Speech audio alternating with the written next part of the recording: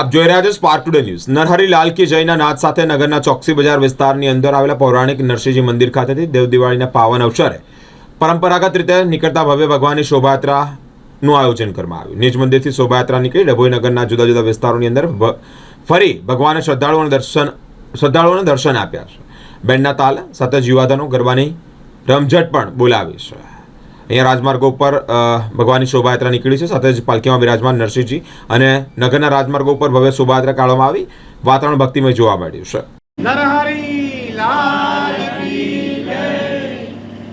આજે નરસિંહજી ભગવાન તુલસીવાડી ભગવાન નરસિંહજી પરણવા જઈ રહ્યા છે।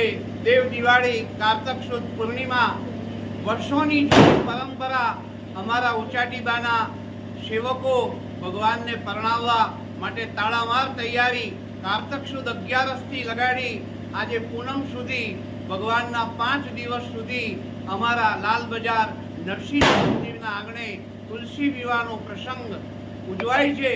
એમાં અમારા ઉચાટીબાના નરહરી લાલના જે સેવકો છે, રાજેશભાઈ શાહ, ભરતભાઈ શેઠ, રિકિનભાઈ શાહ, ભરતભાઈ દવે અને અમારા તમામ અગ્રણીઓ, વડીલો, માતા, બહેનો સર્વ ભગવાનને પરણાવવા માટે વર્ષો જૂની પરંપરા અને અમારા નિજ મંદિરેથી આજે કારતક સુદ પૂર્ણિમાને દિવસે ભગવાન પરણવા જઈ રહ્યા છે।